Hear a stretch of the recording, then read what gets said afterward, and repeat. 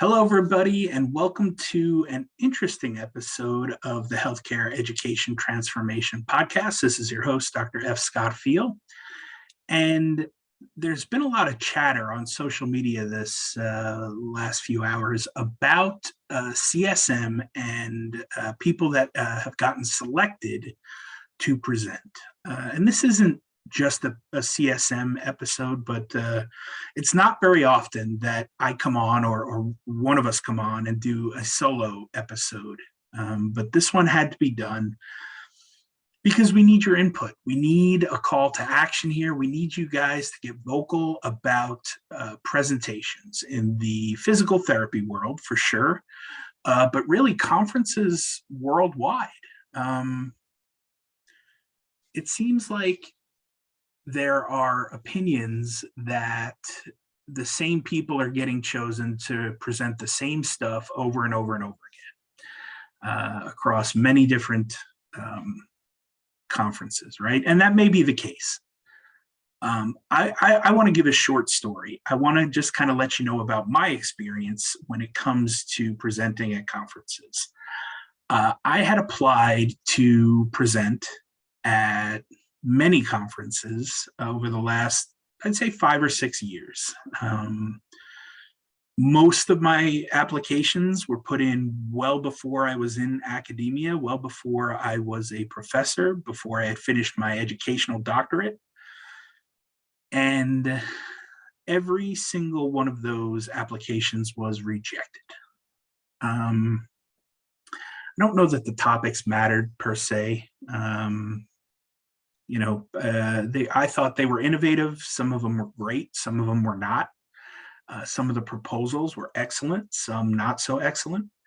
But I tried, right? I put myself out there. I went through the application process. I did the best I could to put together the best possible proposal. And it, for whatever reason, did not get selected. Recently, since engulfing myself in a little bit more of the social media aspect and the board aspect of several different committees, I've gotten more involved. The podcast, obviously the HET podcast, has grown my network probably tenfold. I say that time and time again, and I'm so blessed for the guests that have come on the show, the people that I've gotten to meet, and interview and just talk with, and again, cross paths with time and time again at conferences. In a conference like Combined Sections, it's just that, right? It's a meeting of all of the sections. So you've got 8, 10, 12 different sections, however many there are these days. And those sections each have time slots that they have to fill, right? And it's probably upwards in the number of 4 to 6 per day, maybe. And so, the conference only goes for 3 or 4 days. And let's again be a little conservative here and call it 6, right? Maybe a little bit more, maybe a little bit less, but 6 time slots per day per section. You're looking at a total of, approximately 60 presentations per day times 4 days. That's 240 presentations, right? I don't know how good my math is on this, but it's close, right? Let's call it 200 to 300 presentations, somewhere in there. And, even if some of those presentations have 2 or 3 or 4 people on them, right? You're still only looking at a max of 1,200 people that are getting accepted for these presentations, right? And some of those are just solo presentations, right? It's just one person presenting. So, it's got to be less than that, right? So if you imagine 1,200 people are being selected to talk at the APTA's biggest conference, it's not a whole lot of people being represented, right? If there's 300,000 something PTs in the nation and another, 30 or 40,000 PTAs maybe, that's a very small percentage that's getting accepted to speak at APTA CSM, right? And then again, let's look at some other conferences too, right? You've got the APTA's ELC, right? The Educational Leadership Conference. geared more toward academicians, right? Program directors, clinical educators, right? And clinical education coordinators. So that conference, much, much smaller, right? Less options for speaking. And so, the numbers are what they are, but they're pretty small if you think about it in a big picture, right? So how are we able to put together a successful proposal and get accepted to speak at some of these conferences, right? Uh, I would love to hear your input. If you are on a committee that chooses these speakers, we would love to hear about how that gets done, what that selection process looks like. If you have submitted before and successfully had your proposal, brought forth to the conference and you were able to present, we'd love to hear about that experience. If you've applied to be a presenter several times or a speaker and just have never been accepted, we'd love to hear that. We'd love to hear your opinion on what's going on with conferences and speakers that are being selected. We'd love to hear your ideas, your thoughts on how to get more people spotlighted and highlighted at these conferences to talk. Great ideas, innovators. Maybe if your speech doesn't get selected, well, then it goes to another option. Maybe there's an online option or recordings of us. Maybe while the conference is going, there's some sort of recorded section of speakers that didn't get chosen to present live. I don't know, but I would love to hear your answers. I would love to hear what you think is going on. We'd love to hear, some of the facts behind it. We'd love to hear what kind of selection process there is, what rubrics are used, so to speak, right? The more educated we can be as a profession on who gets selected and how, I think the better the chances are that new and innovative speakers will be brought to light and be able to speak.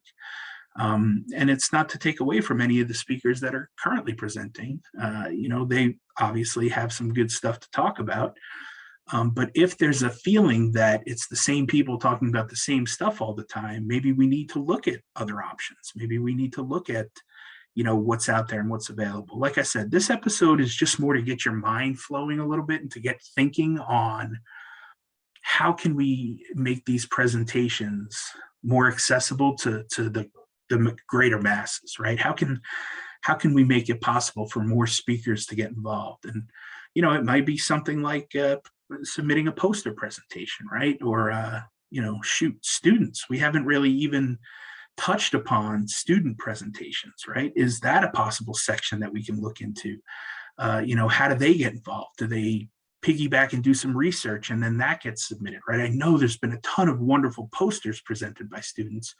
How many, students are talking and presenting? Might be another thing to think about, but I don't know. We just want to hear your guys' thoughts on this. We want to hear, what you think could make it better. What's working so far, what's not working. We just kind of want to take this episode and make it about possibilities. What's out there? What are the possibilities? What opportunities are out there to make conferences better, to make the speaker selection better? Is there a lot of red tape and politics behind it? Possibly.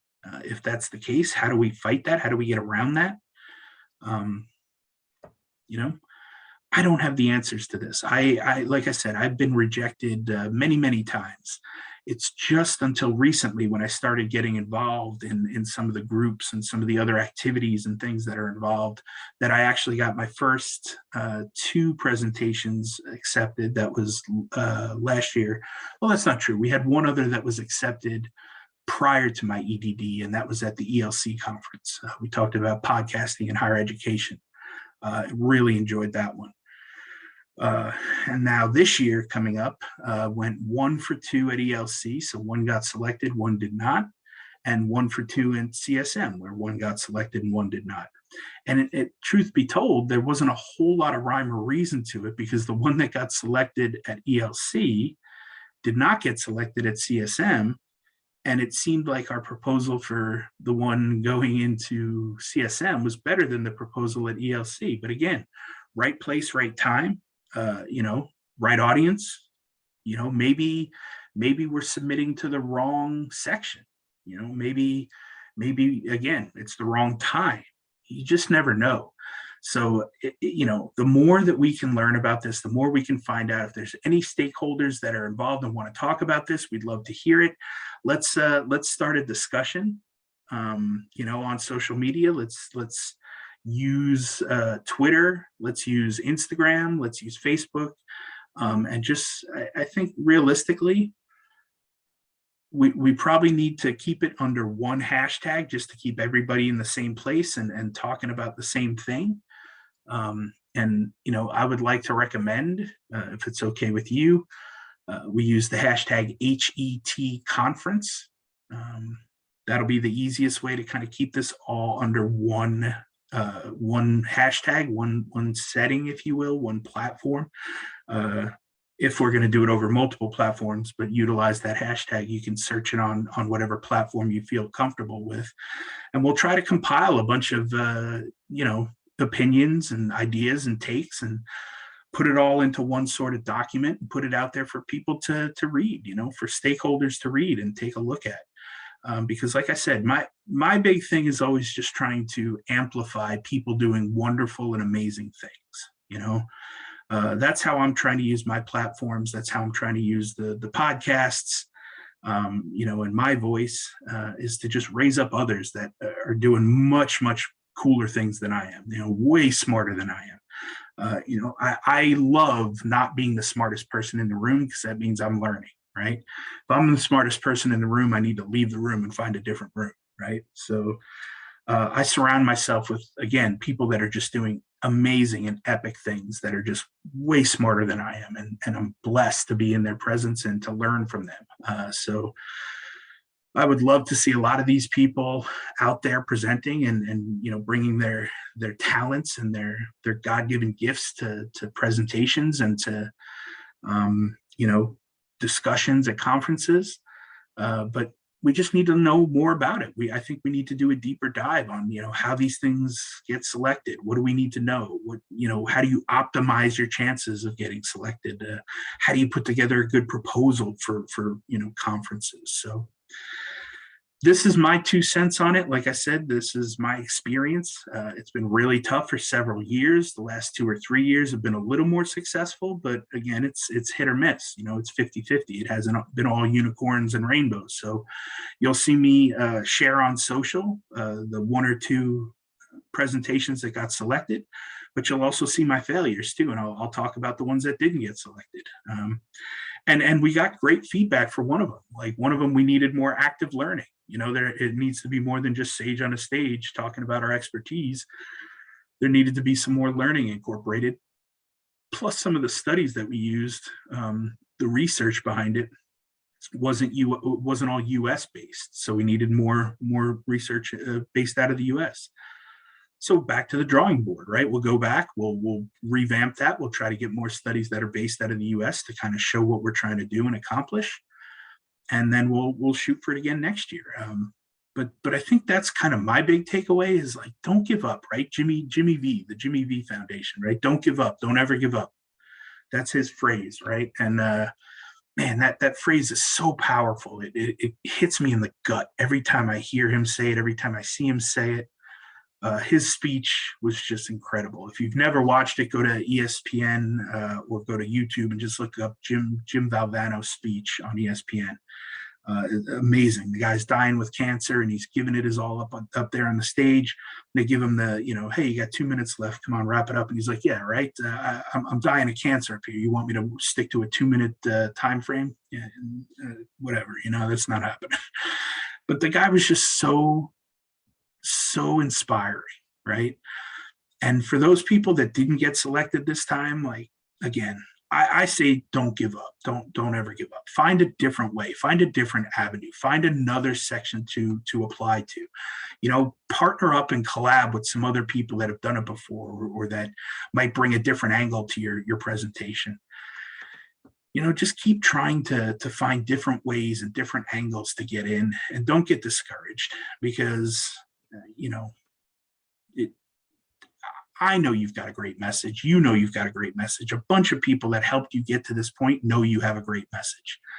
It's just about getting it up there on the stage in front of people and spreading it. And then again, the hope is that people take that and learn from it. So if we're really truly trying to practice at the top of our license and give the best that we can to our patients and our other clinicians and the professors and the students that are all involved in physical therapy, then we need to be having the right people out there presenting the right things. And the tides are changing. I mean, physical therapy isn't what it used to be. There's a ton of different avenues out there to be very successful in the field of physical therapy.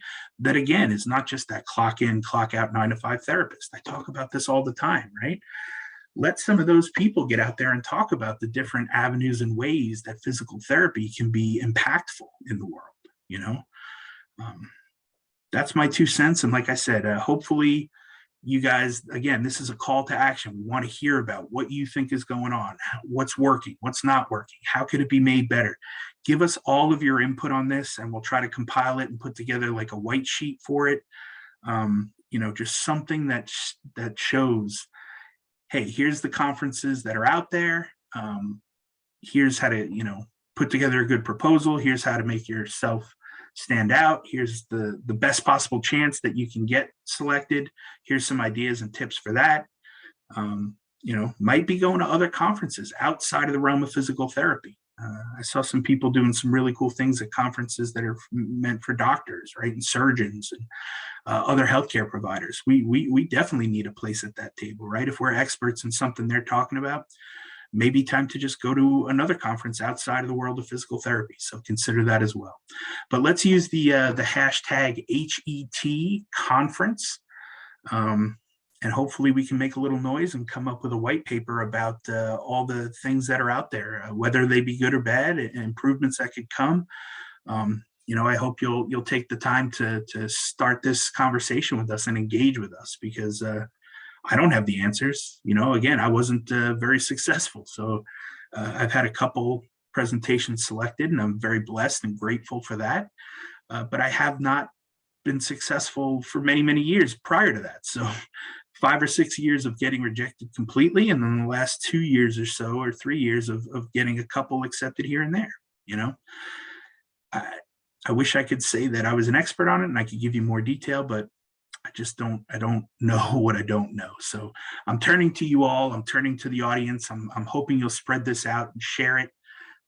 Like I said, I'd like to get it to as many of the physical therapists as we possibly can to get their input on it, because they're stakeholders, whether they're presenting or they're going to hear somebody present what they'd like to hear about, who should be represented, whatever. Like I said, let's use the hashtag HET conference, and we'll start this conversation up and see where it goes. Hope this finds you guys doing well and enjoying your summer.